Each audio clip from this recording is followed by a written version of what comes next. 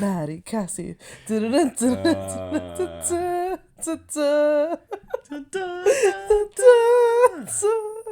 Okay.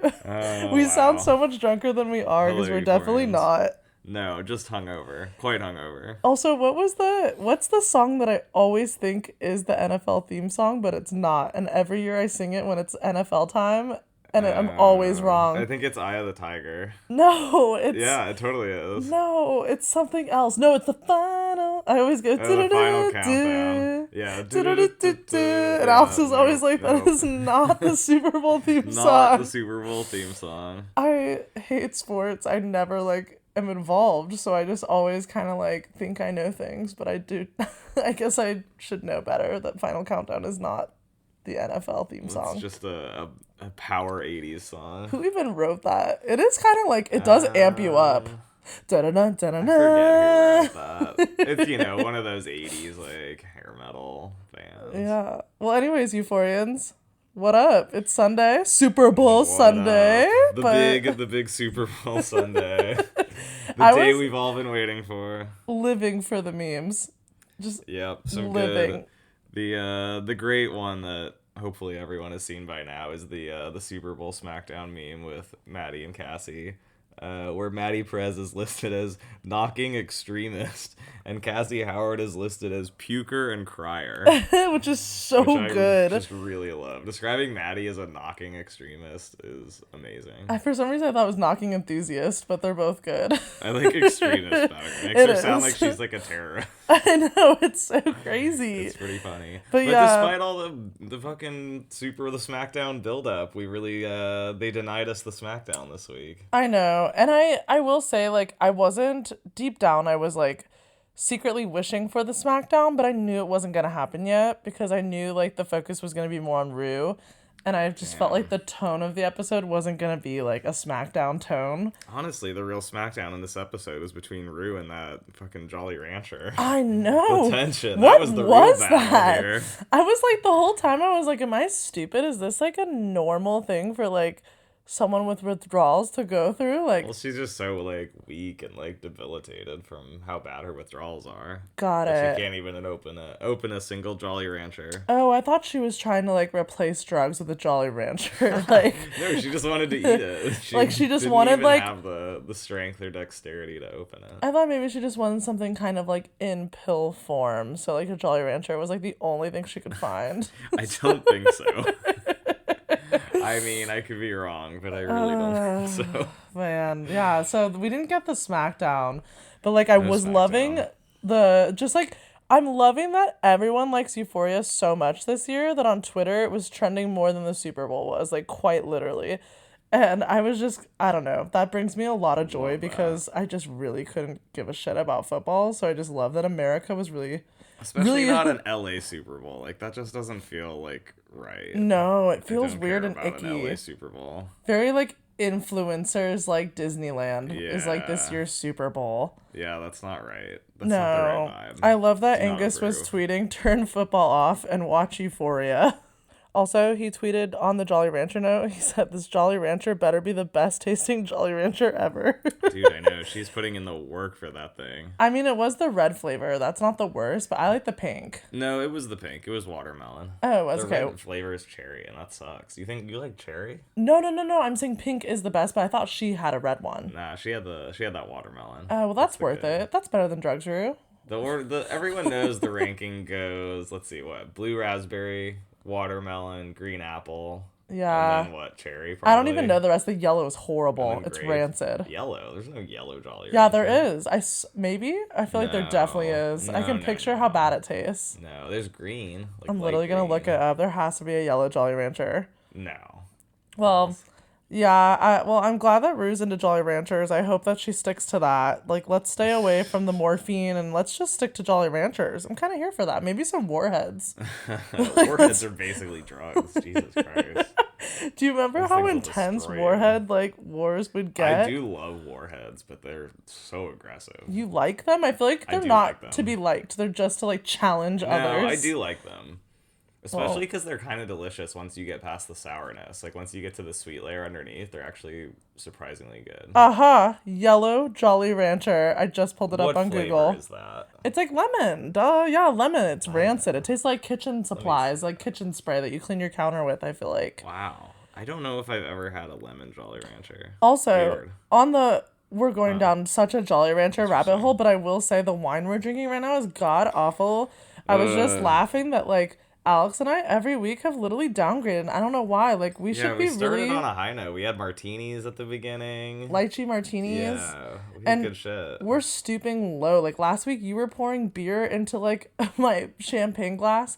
This week we have this god awful watermelon Trader Joe's wine, which usually Trader Joe's I'm like shout out and like happy to support, but I do not support this wine.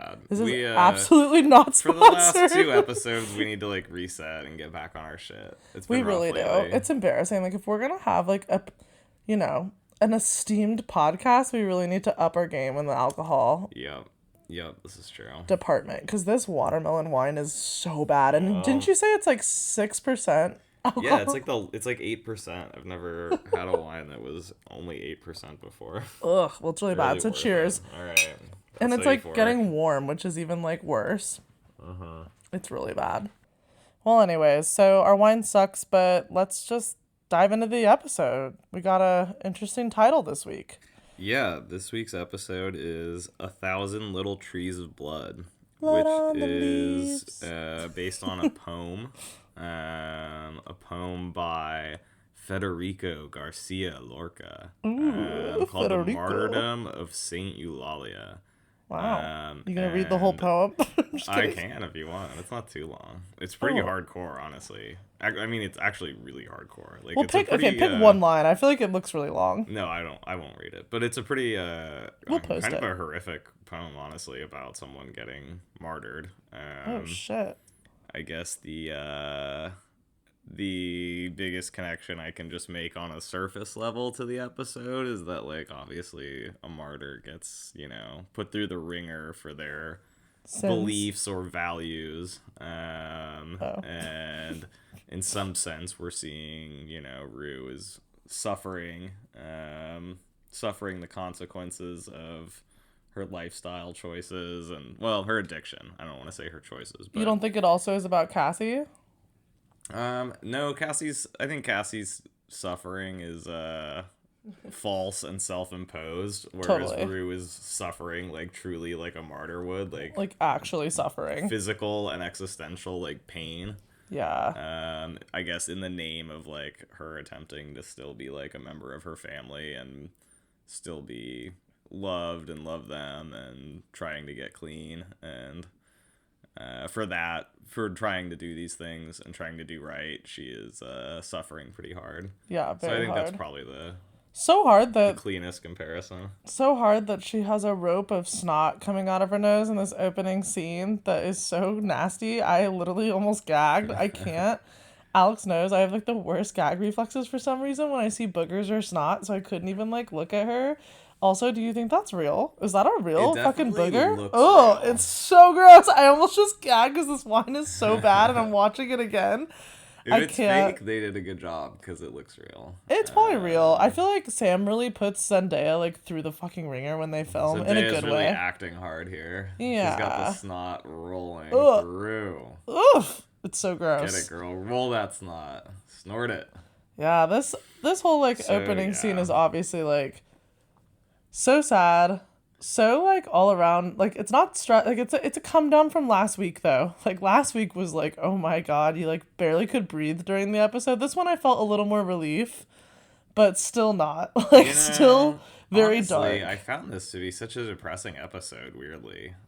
Euphoria never really gets to me, and this episode just felt so like really dour and like depressing. It's probably because Nate had more screen time, and every time he's on screen he's always winning, and it like with makes the rare sad. exception of when he got fucked up by Fez, and it just feels so like awful to see him like Yeah, it gives you a pit winning. for sure. It's awful. Like with Rue, like you open the episode with a little hope, but by the end of the episode, like, you know, You feel like she's just gonna bounce there's right back. the hope is evaporating rapidly. Yeah. She's not there yet. She doesn't want to get better. That's what sucks. They're fucking introducing. They're bringing up the Jules Nate thing. I don't know. I feel just so much like impending doom from this episode. I get it. It was kind of a sad. downer one for me personally. 100%. I mean, this whole like in the house, her like Jolly Rancher, all this vibe is just really sad. Like her mom having to like carry her to the bathroom, like.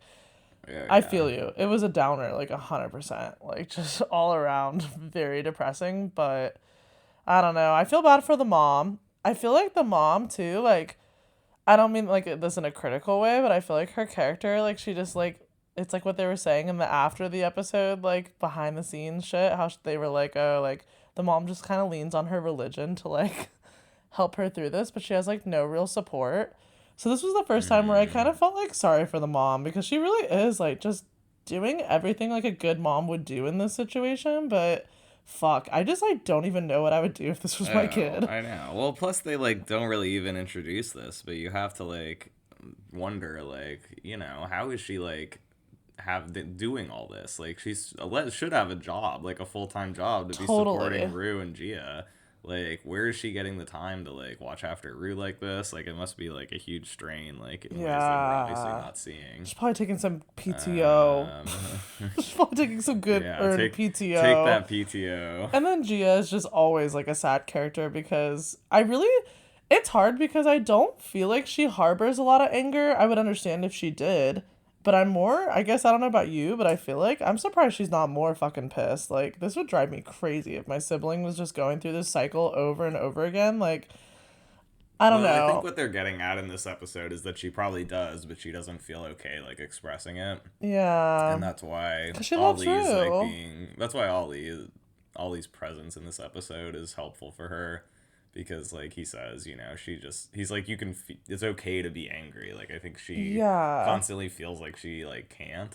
Walking on eggshells. Because she, like, loves her sister. And it's probably scary when your sister's fucking suicidal. Like, yeah, I don't know. You wouldn't want to, like, speak your truth in fear of, like, something bad happening. Right. So I think him coming around is helpful for all members of the family in a lot of ways, but definitely what he says to Gia about being able to like feel that anger more is gonna be beneficial for her to hear. Totally. Well, at least we got some comedic relief with the poo jokes. Yeah, Ollie brings it with the comedy in this one. He says the diarrhea like hands, a hairball, and he tells the mom she has diarrhea hands. Yeah. Rue's got stanky diarrhea ass. Withdrawal ass. Yeah, he's like, you're stank, withdrawal, diarrhea ass. I was like, whoa. Ollie. Ollie has no filter. It's great. Also, this is horrible, but when Rue's in the bathtub, like, shivering, like, soaking wet, I was like, this was literally me and Alex when we got Omicron. Like, this is how I felt. I was like, is this what it's like to, like, is COVID the same as, like, drug withdrawals? Because that right there is what I looked like when I was sick. Yep. Over the holidays, but anyways. Yeah. Yep. Dark shit. What do we have after this though? We kind of go into like the whole Cassie shit and yeah, Cassie's like, you know, still just being like a piece of this shit. Victim, just being like basically a huge loser. I'm mad because I'm like really stupid for thinking this, but I thought in this episode she'd feel a little more remorse for Maddy, not so much like crying over Nate.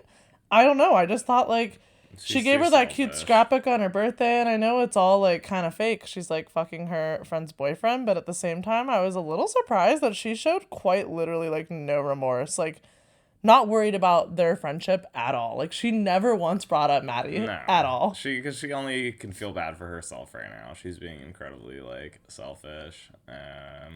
Yeah. I did appreciate Miss Howard having Lexi hide all the knives, but, like, holy shit, how many knives do they have? That bowl had, like 80. 40 knives in it. Like, you know, usually you've got, like, your standard, maybe like, three or four, like, kitchen knives that kind of, like, you know, but that's all you need. Like, yeah, it also goes to show that, like, Cassie's clearly just, like you said, just playing victim, victim, victim, because she tries to literally, like, pretend she's gonna kill herself with a fucking wine bottle opener, and it's like, Cassie, give me a break. Cassie's pretty insufferable at this point. Because it's all just, like, fake drama. It's not, like, real emotion. It's just her being, She's like... just playing victim. She's ready to throw away everything in her life, all her friends and family, for fucking Nate. Like, who couldn't give a shit about her. As much as her mom calls her out, I will say Miss Howard kind of ticks me off sometimes because I feel like she still babies her, though. Like, she has, like, Lexi do all this weird stuff, like hiding the knives, and, like, her sister's, like, in a hard state right now, and Lexi's just, like, eye roll. Like, she's fine. Like...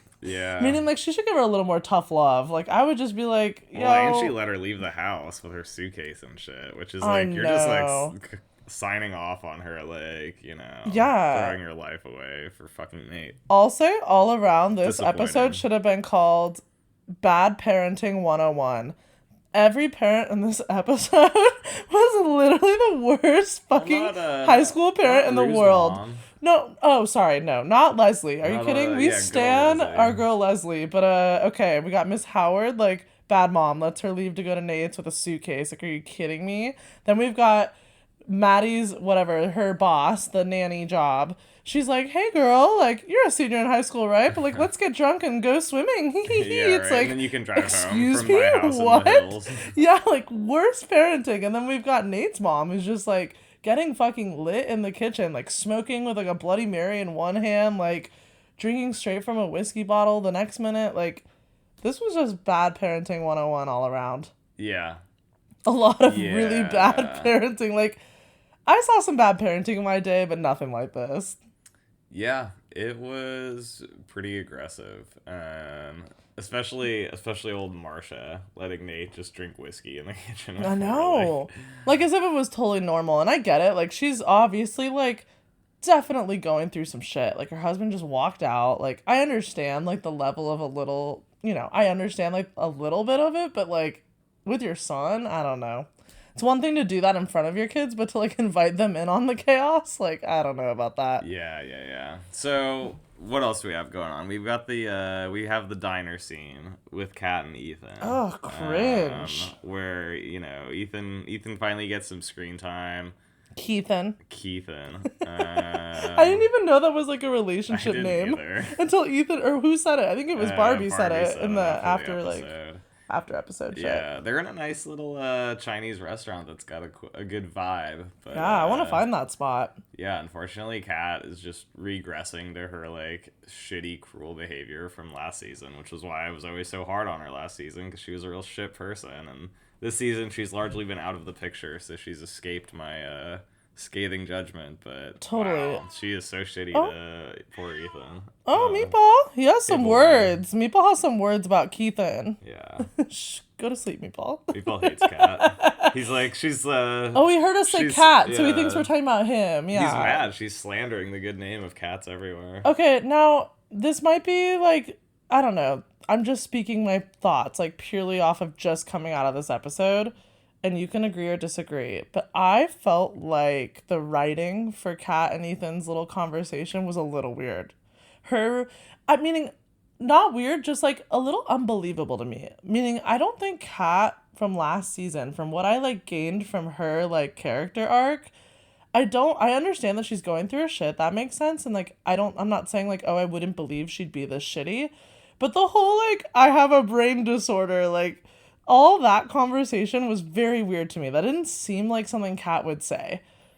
I don't know. I mean, it, like, when I was like watching that scene, it, like, felt like the Kat of last season. Really? Where I was like, this is why I didn't like Kat, and all this season, that hasn't really been present, so I was like, you know, more about her this season. Yeah. But I was like, oh, yeah, this is, like, who Kat was, like, all of season 1, and this is why I was constantly like, ugh, like, Kat. Really? See, I think differently, though. I thought Kat was kind of snarky. Line. She was funny. She kept all the girls kind of in line and in check sometimes. You know what I mean? Like, many times she called Maddy out on her shit. She kind of, like, I don't know. I just feel like she was a little different. She always had kind of a cruel streak, though. She was always, like, unnecessarily mean to people, especially to Ethan. I agree. And this felt like in line with that. Like it did, but what's the brain stuff? Like, was that supposed to be funny, or was she actually really trying to get away with being like, I have a terminal like brain disease? Like, come on. I think it's like he said. I think she was just looking for any reason to make it that he was breaking up with her. Like she was just being so aggressively shitty that he would like break up with her, and she could like blame it on him. You know. Weird so though. Why would she say that though? Of all things, I don't know why. That really just didn't seem like normal. I was like, so who would dumb. say that though? Like,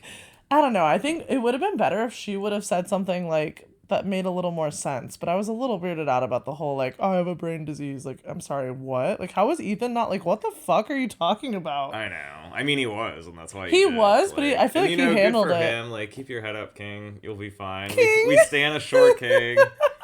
Ethan, oh my god, you just called Ethan gonna a come king. out. He's gonna come out for the better. He handled that shit classy as hell. And he's starring in the play. Yeah, he's gonna be in the play. He didn't give in to her like games at all. He called her out on like trying to like make it look like he was like gaslighting her when she was really gaslighting him. Like he was like, I'm not playing this game. Like I'm out if this is like the way you want to be. I also feel like she's kind of like in a weird way now that her and Maddy are good again. I also feel like she's trying to be like cool. Like when she was on the phone, she was like, haha, like see you later, cunt, and like talking to her.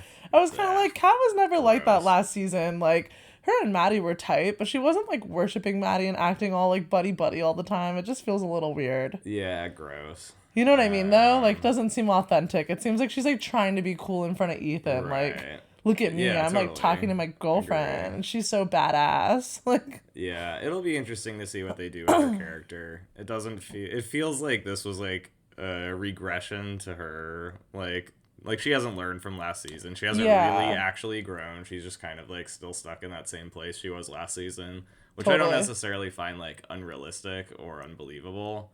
But I am curious to see where they go with her character next, because she hasn't really gotten any arc this season other than going back to shitty behavior. Yeah, I also always love, like, Maddy always has some great lines, like, when she's talking about, like, what does she say? She's like, you know, when they interview, like, the parents of, like, the school shooters, like, afterward, I don't remember what she says, but that whole, like, scene of her, like, talking about how grisly, like, her murder of Cassie's gonna be was cracking me up. Yeah. That was funny. She's I don't know. It's weird now. Are you still not on like a side of like liking Maddy? I feel like Maddy, if anything, is like really growing on me. I feel like she's the only character I like a lot this season. Yeah, I don't know. It'll be interesting to see what she does next, and that could make me feel one way or the other. Right now, I'm just kind of like so indifferent. Like I like that she was gonna come for Nate and Maddy, you know, or for Cassie. Yeah, I hope we get them all confused. There's so much going on right now in this love triangle. I hope she still does come for them. But I mean, I can't blame her if she doesn't after Nate held a fucking gun to her head. Yeah, shit. We'll get into that later. That was intense as fuck. But yeah, I don't know. I don't know what's gonna happen with her character. I could see her being more likable, especially like how disappointed she was in that lady that she pulled that Cassie behavior too. Like, yeah, I think she's just maturing a little bit. You know what I mean? I feel like last season she would have thought all this stuff was just whatever. But like you said, yeah, like her talking to that woman. You could tell that she was, like, quite bothered. Was like, wait, I, like, looked up to you and, like, thought you were cool, but now you're telling me you're just, like, fucked your, like, best friend's boyfriend as well, and, like... Yeah, right. And she kind of talked about it like it was, like, whatever. Like, I was just messy, but look at me now, and... I don't know, I wonder if Maddy's gonna change her, like...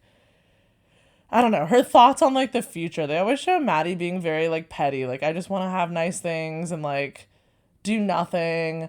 I don't, you know what I mean? Like, she's not, like, driven. She's very, like, I just want someone to have a lot of money and take care of me, and I feel like that's shifting a bit. This could be a catalyst for her to, like, grow and develop and be more, you know, more principled and... Yes, I hope. ...ethical in her behavior, which would be an interesting development. Be nice.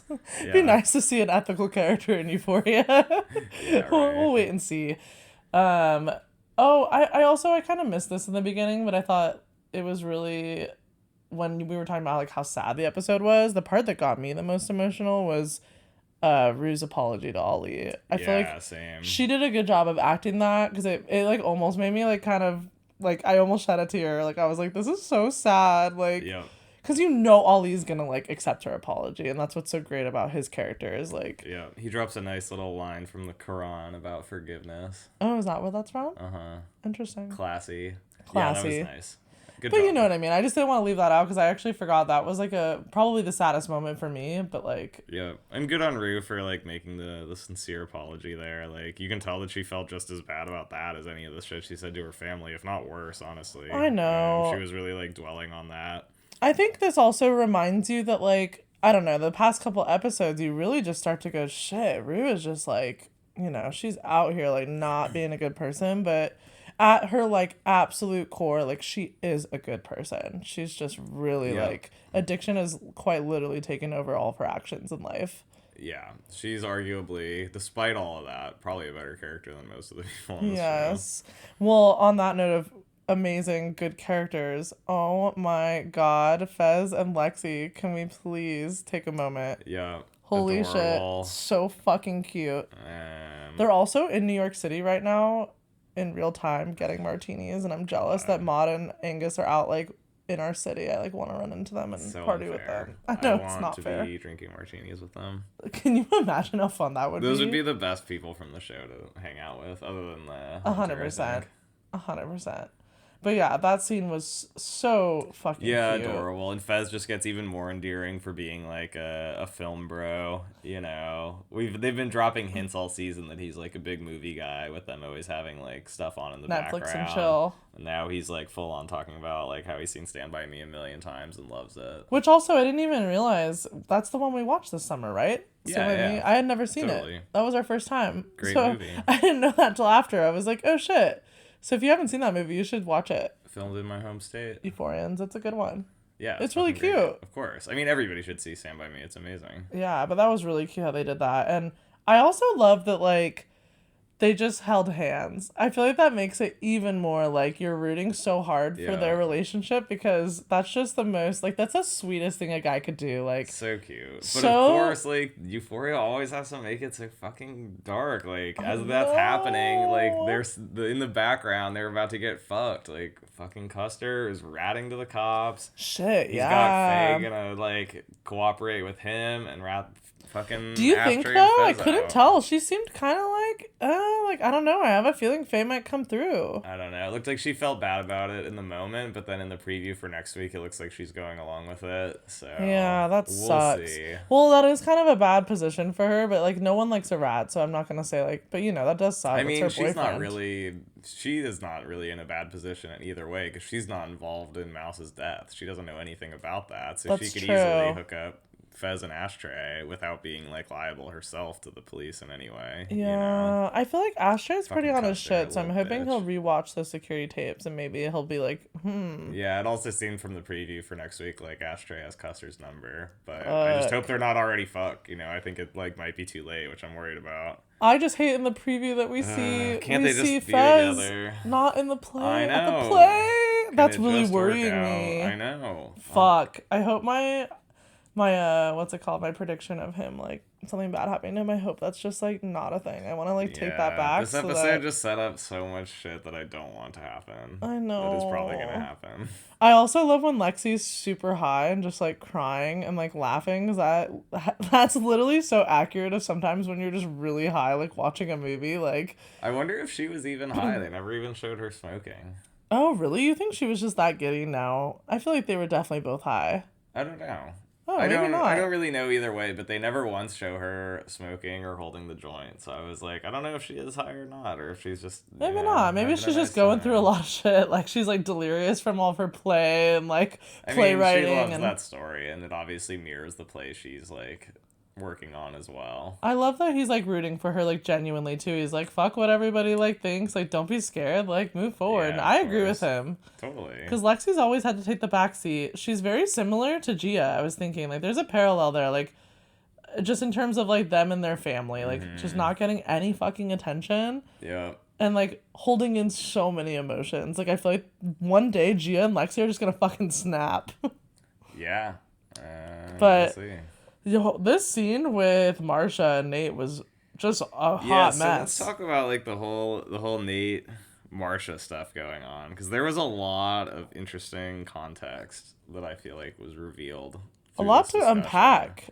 Yeah, I mean, I think my big like takeaway from this was that something we've talked about since season 1 is kind of being affirmed, which is that Nate is more than just like a fucked up kid from who's like, you know, been fucked up by his upbringing. I think we've said pretty much all along. What do you mean, like he was born like kind of a psychopath? I think we've said all along that there's something deeper and worse that underlies like his situation. We've talked about him being like not just like a bad dude, but like someone that's like truly evil, like at his core. Yeah.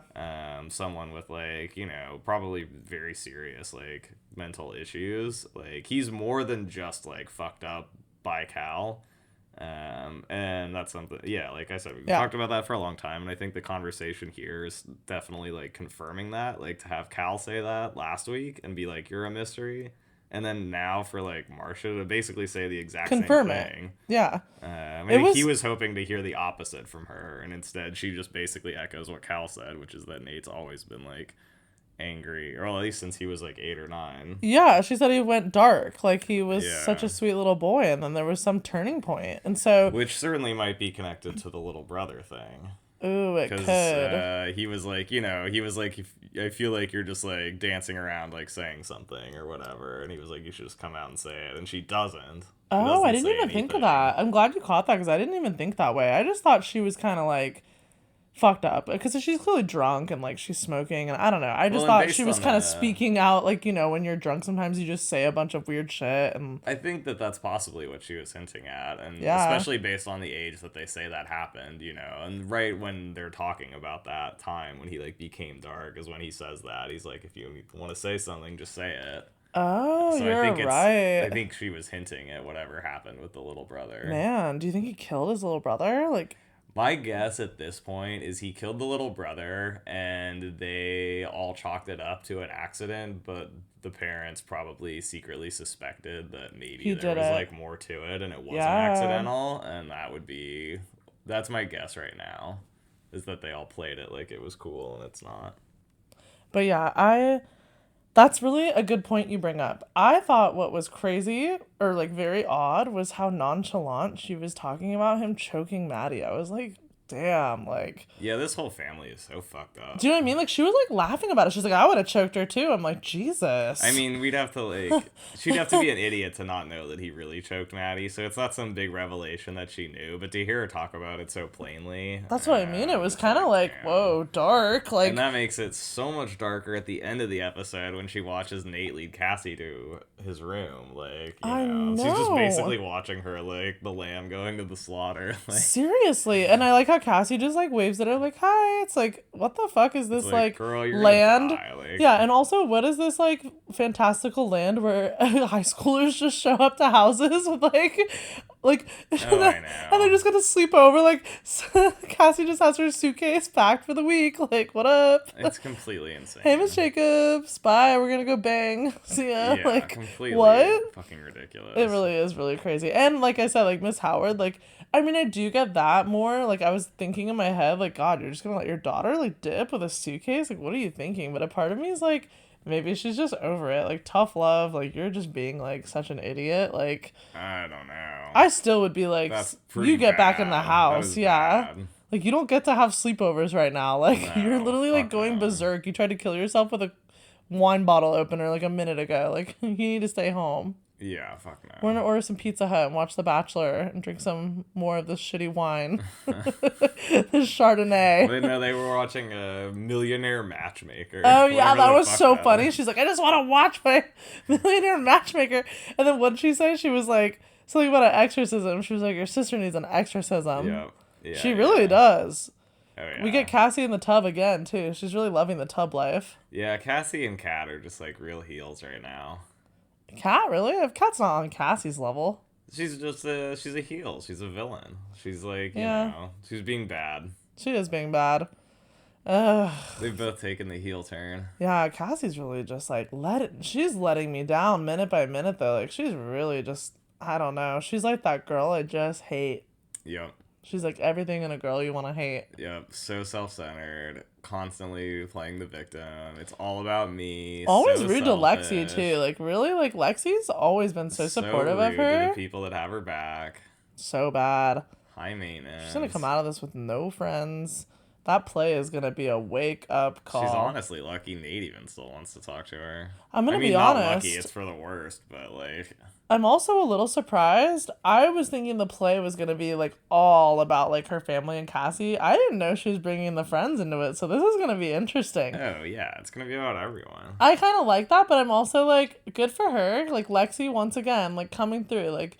the most mature one, because it's like, yeah, this friend group is like kind of fucked up and crazy. Do you think Ethan is gonna be playing Nate in the play? Oh, do you think so?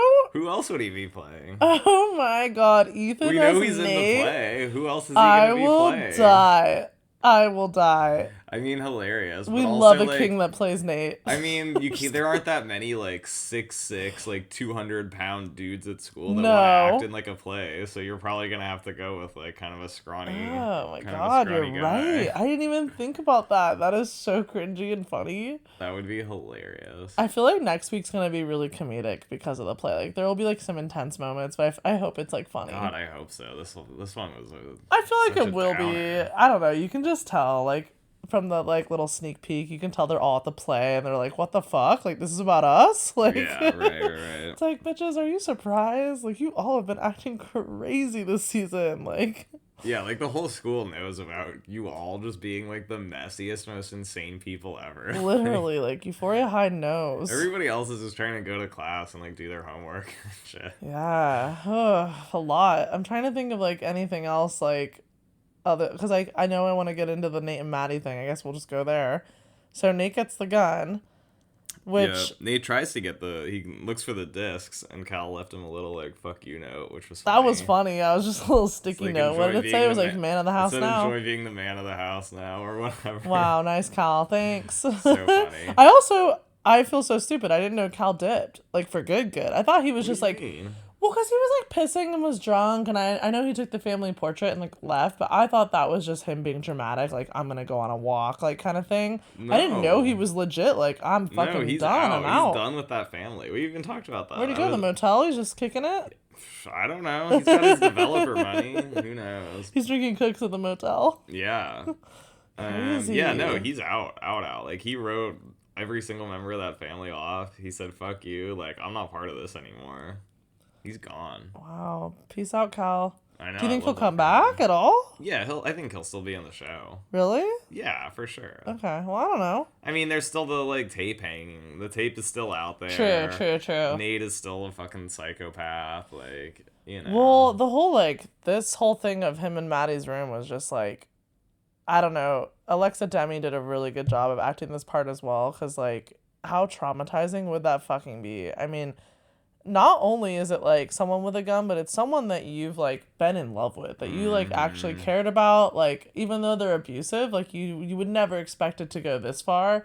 I feel like it's the classic tale of, like, abuse, where you kind of, like, don't understand how bad it can get. Like, meaning, like, he choked her, like, that should have been a huge red flag, but she's always kind of cutting him slack 'cause she loves him and cares about him. But now it's like, girl, I hope now, like, you are done. Like, he held a gun to your head. She fucking better be done after this. I think she will, and I hope so because of her character maturing. If this was last season, I might be skeptical, but I feel like she's getting to a better place. Yeah. But holy shit, like, if someone was holding a gun to their head, like, that close to my face. Classic, like, Nate fashion, he's always so fucking calculating with everything. He really gets her by holding the gun to his head because he knows how much she cares about him. And also, I'm sure that, like, I don't know if he was thinking about this, but it's also smarter because then he's not, like, criminally liable for, like, threatening to kill her. He's like, yeah, he's threatening it's almost to kill worse. Himself. You know? So it's like, it's well, he also knew that would fuck Maddy. That would fuck up. That would just fuck her up. Right. She's, like, a good person as well at her core. Like, she's not evil. Like, she has her moments, but she's, you know, she's a decent human. Like, yep.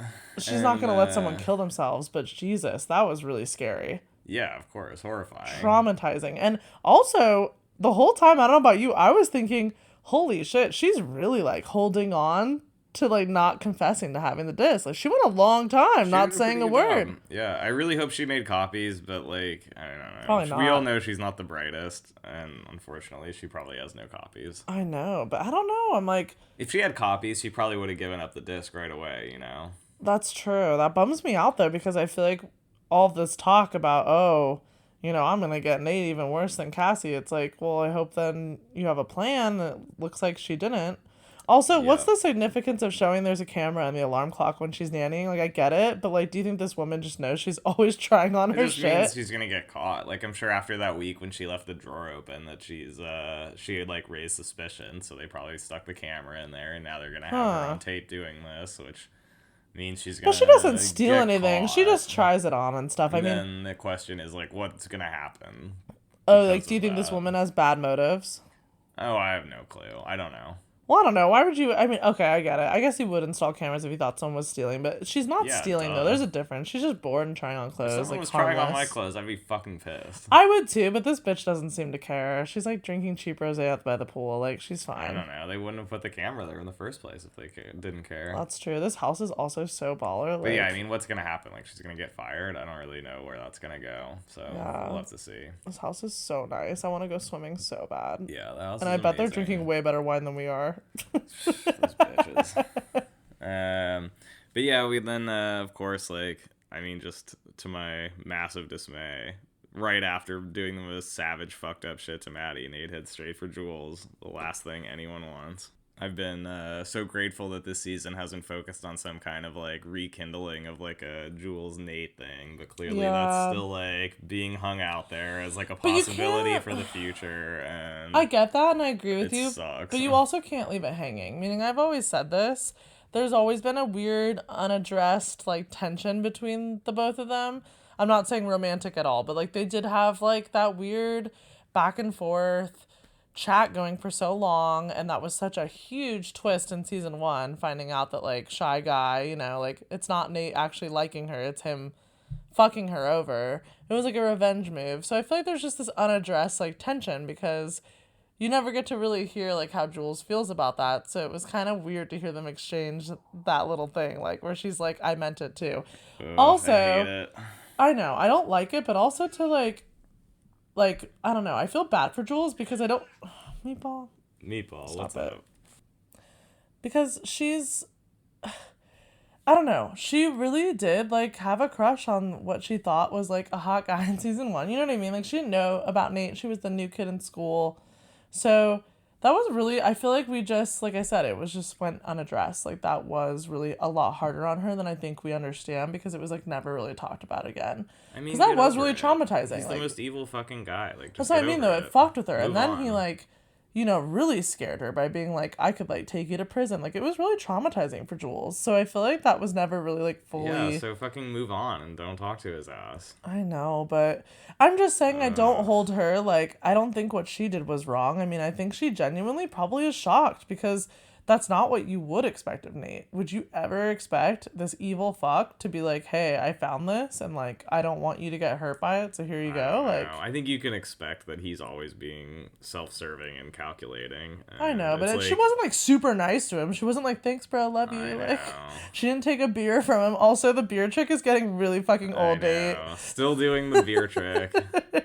We get it, dude. I know, we get it. You love drinking Bud Light in your truck. Cool. Yeah, I don't know. It was just, like, so scary to see him, like, move from, like, that situation with Maddy to the situation with Jules, and him being so, like, chummy and, like, you know, like, weird. Faux charming with Jules, and it's just like, damn, he's just, like, setting up the next one. He's immediately, like, lining it up. He's just lining her up to be next in line after Cassie, and it's like, fucking hell. I know. And poor Jules really put through the ringer. She's got, like, she's dealing with the aftermath of having the love of her life, like, scream in her face, and, like, was on drugs again. That was funny how Rue was, like, started to talk about Jules and Elliot, and then she was like, nah, I'm not She was gonna like, talk fuck about it, them. I don't want to talk about Fuck them. Yeah, that was funny.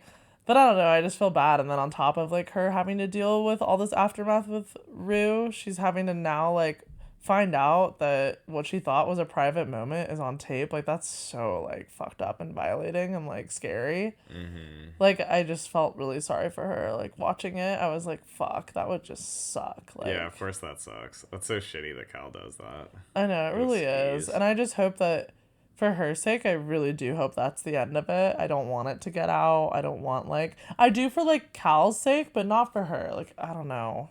I'm sure it'll I feel like she's come out moved eventually. on from it, though, you know? So it'd be a bummer for it to, like, come out and, like, be a thing. I'm sure it will eventually. Why do you think it will, though, if now she supposedly has the only copy? What would make you think it's coming back out? You know what I mean?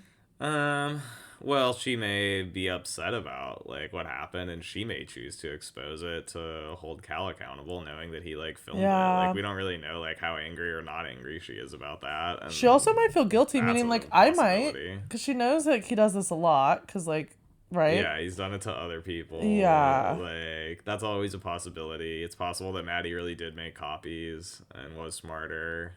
I feel like I'm really thinking Maddy was smarter, but I'm not positive. She's kind of like crafty and like street smart, so she was laying on her bed like thinking about it, holding it. I'm like, why did they show us that moment if like she did nothing? You know what I'm saying? I don't know. We'll see. Maddy, come on. I hope she made like a good home movie of that shit and she's gonna like blast it.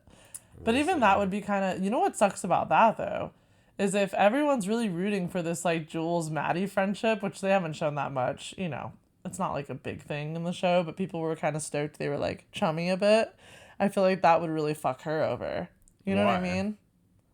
Well, it would fuck her over because she knows that Jules is like in that DVD. So if she exposes it and she's really actually like friends with Jules, she'd want to like warn her, like tell her, hey, like I've got this disc, like.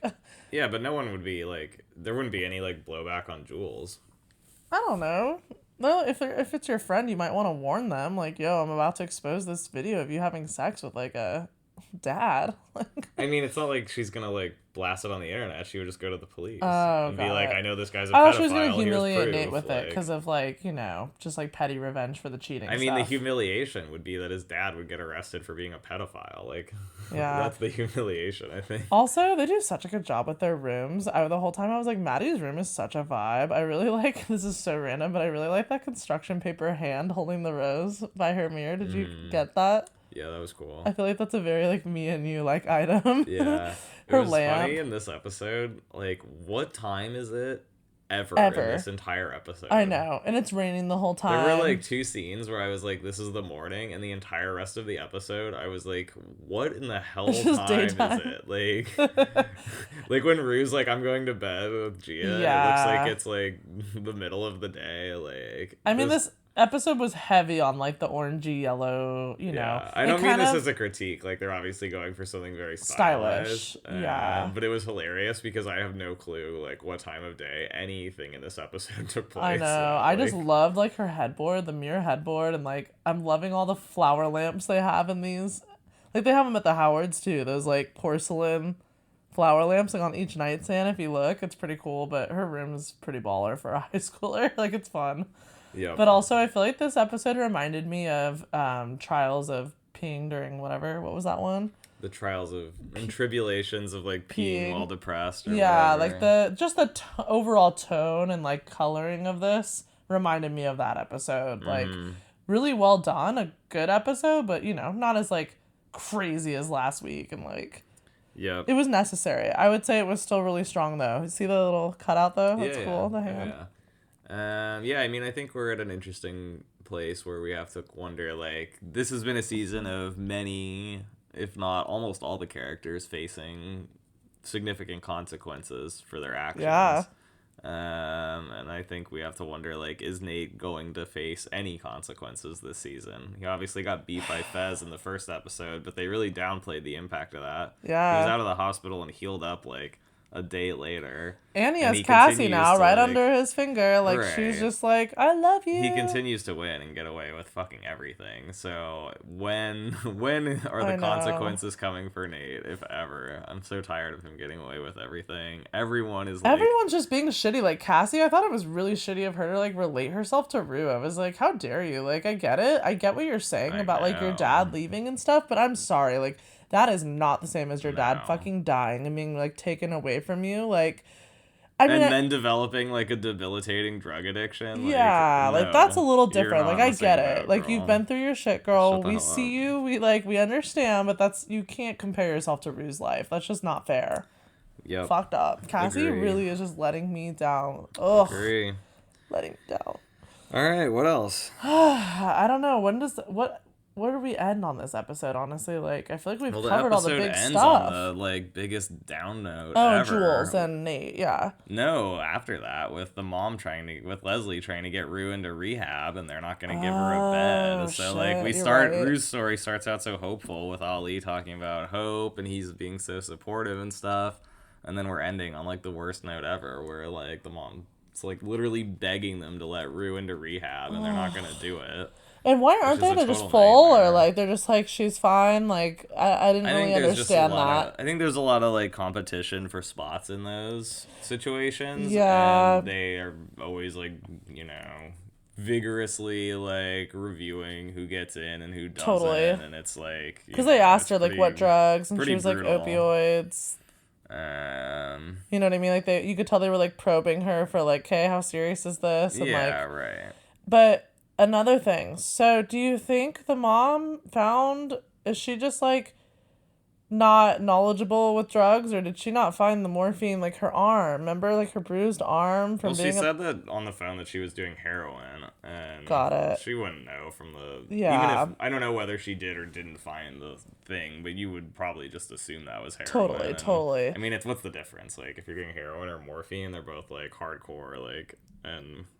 Not that different. I don't know why, but I was scared. I don't know about you, but I thought at the end of the episode, I was like waiting for them to show like that woman like spying on her outside her house or something. Like I'm just waiting for them to follow up on that. See, I think it's my take on this is that she seems like she's a really serious drug dealer.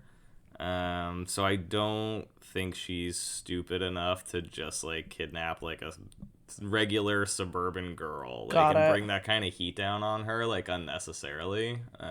Really, even though, I mean, technically, she lost all those drugs. That's a lot of money. Like, you don't think she's gonna try and... Well, I think she has plans. I just don't know that I think, like... I mean, it all depends, like, how smart is she? Like, I think she probably doesn't need to bring that kind of heat down on her. Like, yeah.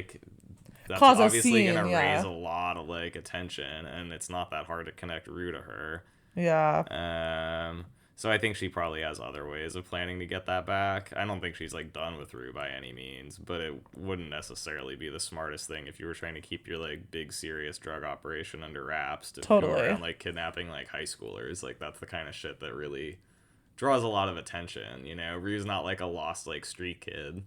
She's not like a burnout like in her 20s that doesn't have like people around that are gonna follow up if she goes missing. Agreed. And when you're like you said, a hardcore drug dealer, you're not looking to like disrupt like suburbia. Like that's just not a good look. Like. But yeah, I mean, I don't think she's done with Rue by any means, and there's gonna be trouble there 100%. Yeah. I just don't know that she's like lurking outside the house ready to kidnap her. No, I guess I was just like I'm in that Law and Order mindset. I'm like, oh my god, what's gonna happen? I was like, are they gonna kidnap her and Gia? Like I was getting scared. I mean, maybe she's not that smart of a drug dealer, and she's gonna do some shit like that. No, I don't actually think that. But I was just getting nervous. We don't know that much about her operation. Yeah, no, I don't really think that. He didn't seem like the brightest. I was just getting nervous because, like you said, the end of the episode was so like sad and depressing, and then they did that really long, like drawn out shot, like from the mom's room into their room, and I was like, oh my god, what's gonna happen? And then nothing happened. So I was like, oh, okay, we're good. Yeah, that was so depressing. Just hearing the mom like begging them, like she's like, my daughter's gonna kill herself. I was like, God. Yeah, Nika King is really great in her role. All the actors are just like killing it this season, but she's done a really nice job of like showing what it, how shitty it would be to be like a mom in this situation, a good mom in this situation. Yep, totally. Poor Ruru. We just want what's best for her. We want her to take home that Super Bowl ring. What? We want her to get clean, like, God. But yeah, we did not get the SmackDown. I liked too.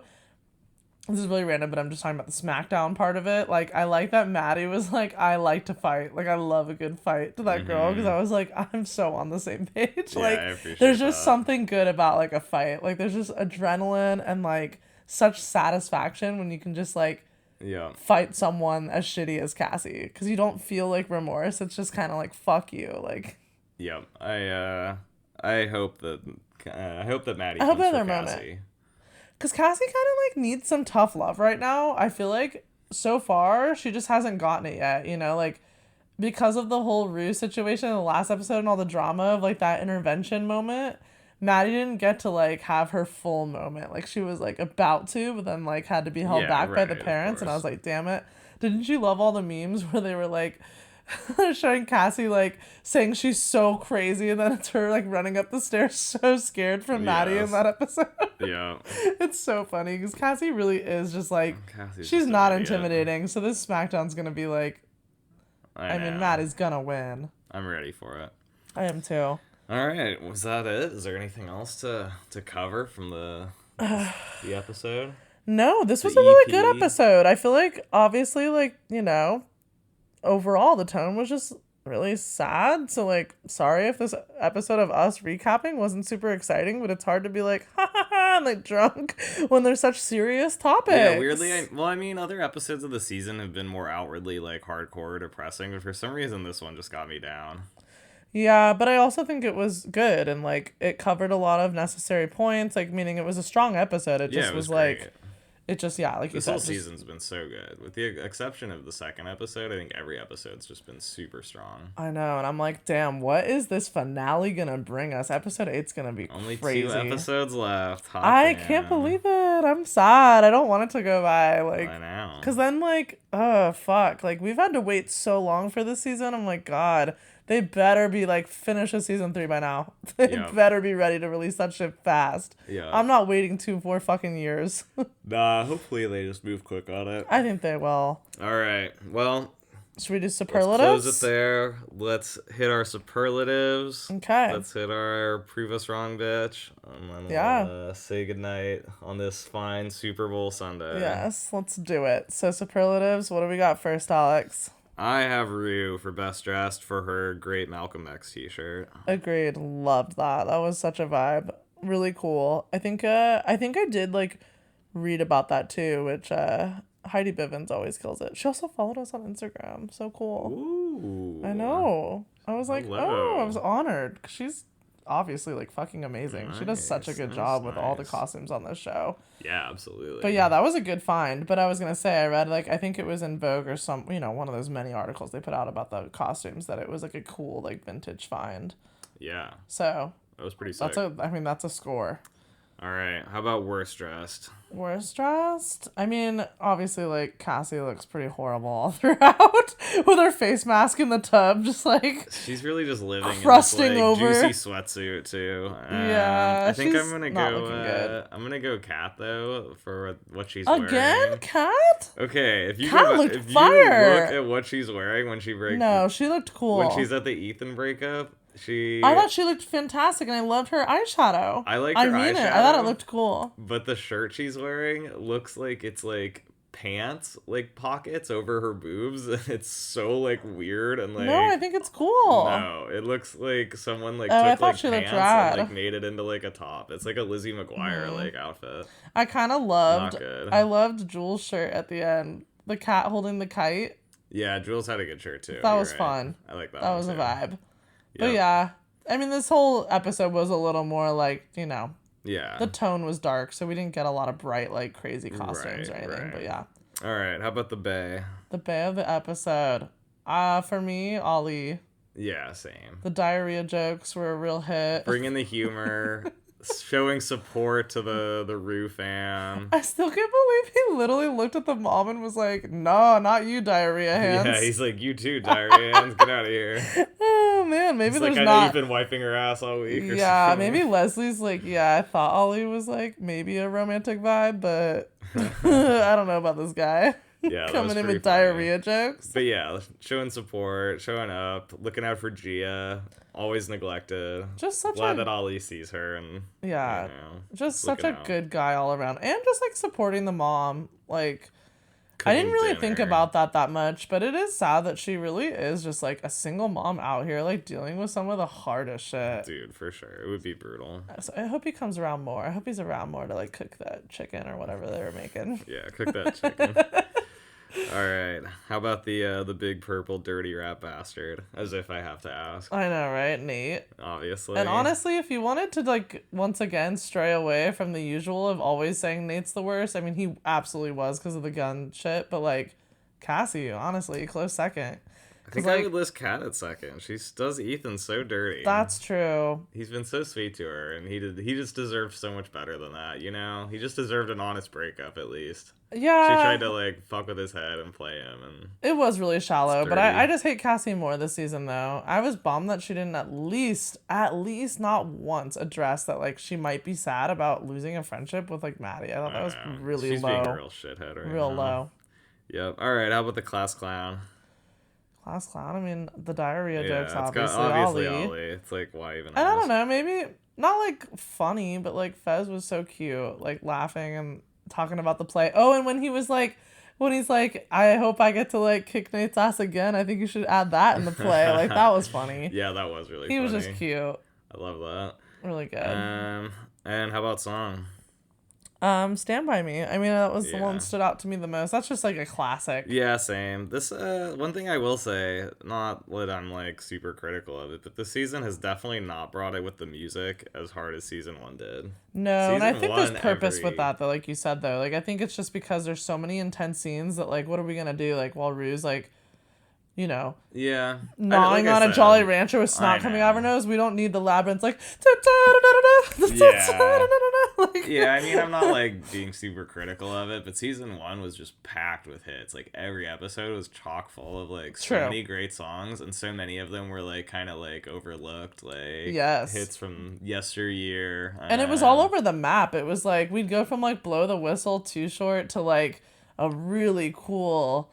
I don't know. Like, there was so much variety last season. Yeah, I feel like this season hasn't brought the same depth. There's just less music, and when there is, it's kind of stuff that you're more familiar with. I haven't, like, discovered any, like, killer hits from the show this season. Agreed. What are you gonna do? They stick to film. I feel like, once again, the film is looking really nice.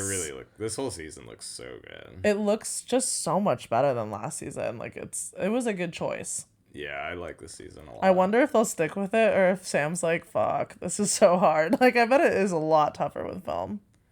Yeah, I don't know if they were able to do this whole season with it. Yeah, and the actors have really stepped their game up. Like, they are really just killing it. So I bet they don't have to do that many, like, takes and shit. They're all pretty, like, esteemed. Yeah. Yeah, so esteemed. So esteemed. But yeah, other than song, are we going to do... Is there anything else? We'll do Change Our Minds, bitch. Okay. Before we do, I will issue a retraction from last week. I erroneously conflated Henry Miller with Arthur I was going to bring that up. That's one of the Change My Minds. So I will retract that. I was just being sloppy, and I'm not overly familiar with either. But let me give some context and shout out. Oh, they didn't leave their name. Didn't really do my due diligence there. But yeah, thank you to whoever pointed that out. Yeah, it was anonymous, but false. they said Arthur Miller was married to Marilyn Monroe, not Henry Miller, but loved the pod with a little heart. So thanks for the nice. Thank you for the correction. Yeah, Alex, you're such a fucking idiot. Yeah, big fucking dummy. I feel like Alex. I go to Euphoria High. Never went to my classes, never did my homework. So not really necessarily a change our minds, but we had a lot of people, at least 5 or 6 people, say that they think the movie in the background was the Lost Boys bathtub scene. Which you and I really didn't get a chance to, like, watch again and follow up. So yeah. And you were saying, like, honestly, it was so fast that I don't even know if there's really a way we can, like, know if they're right. I'm impressed because that is such a brief shot. But I'd believe it. I'd have to check it for myself. Yeah. But you have to think again though. Like, it would fit with their movie taste, you know. Well, and with 5 people reaching out, I'm surprised that 5 different people thought it was that. So I guess that's what makes me maybe think it's, like, legit. Yeah. Tentatively confirming Lost Boys. Someone wrote, not necessarily trying to change your mind, but feel like you guys did not discuss that not only did Cassie hook up with Maddy's ex, but that man was her abuser and is abusive. So stupid. Yeah. I mean, I do agree with that. And I mean, we talk about Nate being an abusive shithead all the time, so it's like, it kind of goes without saying, but, like, yes, of course, like, he is. That's like, problematic. Yeah, it's not just like, oh, we, like, think that sucks and that she's, like, a shit friend for doing it. It's like, yeah, you're right. Like, he's an abusive, like, actually abusive. Yeah, he choked the shit out of, like, your best friend, and he's probably gonna choke the shit out of you too, girl, so. Another change our mind. Someone wrote, hear me out. I'm sorry, but I just don't feel any sympathy for Cal. I totally understand that his dad was homophobic and abusive, which affected him, but he didn't have to stay with Marsha when she got pregnant. He very easily could have still gone away to college, and to be honest, it was his own actions that put him in that position. He made a series of bad decisions, and then he stayed with those bad decisions. He is a grown-ass man, and he could have lived a truer version of himself, but he chose not to. Plus, he is one of the main reasons Nate is so fucked up. So, sorry, but I do not agree that Cal isn't the main villain. I agree with you both that Cal is not the main villain, but I just don't feel we need to feel sympathy for him. I mean, all of those things are accurate. Didn't change my mind, though. I don't dispute any of those things. I agree, but I can still feel some level of sympathy. I mean, they're 100% right. Like, he made his own bed, and he's lying in it. For sure. He could have taken action at any point in his life to move things in a different direction. But I think you can still feel sympathy for people without always agreeing with their actions. Yeah, of course I don't agree that. But I can also feel sympathetic towards him. And also, it's like I Marsha said this week, he's like a deeply flawed guy, and that's accurate. Yes. Like, yes, he is super flawed. I don't want to excuse anything. It's not like he's like totally cool in my book now or anything. I'm also starting to, after the conversation with Marsha, I really do agree with you that I think now it's fair to say that Cal's not the only reason Nate's fucked up. No, of course not. So I do feel like I feel like this is almost saying we should feel a little more bad for Nate, and I don't, so. No, there's always been more going on. Yeah. Still, I appreciate the reach out and the words there, but I don't think that changes my mind. I am going to still stand with my point of having empathy for Cal. Yeah, he's a flawed guy. He likes to whip his dick out and piss on the floor, and no one in the family cleans it up. This one's just a cute one to end on. It's not a change our mind, but someone wrote, "Thank you so much for your episodes and recaps. Alex, I need those anime recommendations, though." Oh, okay. Yeah. So, I mean, like, I'm not some, like, anime master. Like, my tastes are, like, not anything, like, super unique. I like, like, a lot of the popular stuff from the 90s and the 2000s as far as shows go. My all-time favorite's Neon Genesis Evangelion, which I think is, like, an absolute fucking stunning masterpiece of sci-fi and my new one's Death Note. Religious weirdness. Shout out Death Note. Death Note's great. We talked about that last week, but I just finished that with Alex, and it was so good. Highly Death recommend. Note's amazing. Anything Shinichiro Watanabe does is amazing. Anything Studio Ghibli. Studio Ghibli's amazing, obviously. Like, watch every movie, seriously. Outside of that, I think the only stuff I could recommend that's kind of, like, less, like, center is I really like a lot of the 80s like horror stuff. There's a lot of like really great graphic anime from the 80s, a lot of it from like Madhouse Studios. What's the one I really like? I think Nightmare City is amazing. I like Golgo 13, Goku Midnight Eye, Demon City Shinjuku. This is a good list. Take notes. I mean, fucking obviously, like the two like titans of like anime movies, Akira and Ghost in the Shell. I've watched Ghost in the Shell like 3 times in the last year, and every time that movie just absolutely like blows me away. Nice. I think that's like one of my all-time favorite movies. Love that. Hands we also down. got a couple The score is incredible.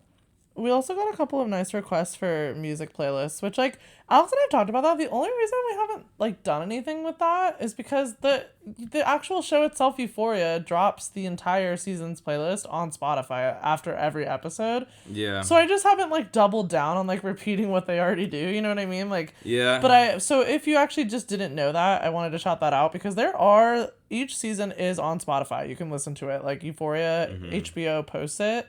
So it's not that we like haven't wanted to do that. That's just like... Yeah, I'm a little less invested in the music this season too. Same. And I was kind of stoked that we were starting out with like kind of the classic rock route, and it feels like that's like fallen a little bit by the wayside. And totally. Season 1, I was just so heavily invested in the music, like I said, because they were really surfacing a lot of great stuff I'd never heard before. Yeah.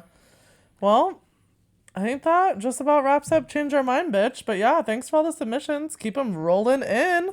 Yeah. Change our minds, you know? Say whatever you want to say. Fight us. Let's have a smackdown. Let's go Maddy and Cassie. Let's get violent. Super Bowl. Super Bowl Part 2. Knocking Extremist versus Puker and Crier. Knocking Extremist.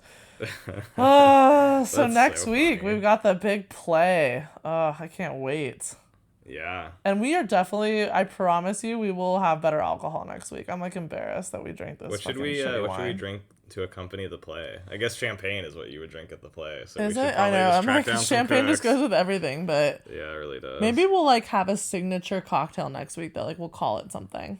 We could do like, and we'll drop a recipe. Everyone's like, put out music. No, we'll drop some. We could do like recipes. cooks with like raspberry chambord and like drop a little raspberry in there or something like that. Okay. It's always nice. Yeah, we can drop a couple Euphoria drink ideas. That could be cute. We could make like French 75s. Oh yes, let's do that. That's a good champagne cocktail. It's like both our favorites, gin and champs. Yeah. For Lexi. Fezki or Fexi. Do it for Lexi. Oh, that was another one. Not to change our mind, but we had someone on Twitter. Remember, they like reached out and they were like, "I'm disgusted by like the Fezco and Lexi relationship." Yeah, what the hell? They were saying that like people are like or not people. This person reached out to us on Twitter and saying that like they were mad that people are loving the whole like Fez and Lexi relationship because Fez is so much older than her. I'm like, honey, I think he's like literally maybe 2 years older. We don't fucking know that. He's a high school dropout. He goes to high school parties. He's everyone's high school drug dealer. We don't know Fez's age, first of all. And second of all, even if he is older. But we kind of do. I'm sorry. We do, though. Like, he goes to high school parties and he drug deals to high schoolers. But even if he is older, so what? Like, Lexi's a senior, which means she's 17 or 18. So, like, so fucking what? Like, she's a legal adult. Don't judge her. I know. And even if she's not a legal adult, she's about to be. So just, like, fucking calm down. I feel like this season... That's not problematic. Do you agree? I feel like this season, people are being so fucking dramatic about this type of stuff. Like, they're getting so sensitive to, like, the smallest details in the show. And it's like, calm down. You're reading way too far into this. Like you said, we don't even know Fez's age. Like, it's so stupid. Yeah, right. Like, at least confirm the man's age before we rip on him. It's also like, honey, like, Cal and Jules were fucking last season. Like, there's other things that are a little more worrisome than Fezco and Lexi, like, being together. Like, the show is like, a lot more. They're, obviously close in age. It's not like there's, like, some unbalanced power dynamic and he's, like, you know, trying to, like, exploit her or something. He's such a sweet boy. It's just a sincere, normal relationship between people that are very close in age. He literally held her hand. He's such a gentleman. So let's calm down. I'm not here for that. I was just throwing that out there because I was like, no. Fezco is a gentleman and a half. A gentleman and a half. And for all we know, Lexi's legal, so whatever. I know, it's just silly. All well, right. Hey, next week we've got a lot. Right? Yeah, we're wrapping now. Let's cheers. This was not the most euphoric. It was the most depressing, but yeah, here we go. But cheers. You know what? That's so euphoric. That's so depressing. Love you guys. See you next Tuesday. Like today's episode? Great. We love that for you. Be sure to hit that subscribe button. Leave us a podcast review on Apple, Spotify, or wherever the fuck you listen to us weekly. And be sure to follow us on Instagram at @so_euphoric for all the Euphoria updates you could ever possibly want in your life. Thanks for tuning in. Peace out, bitches.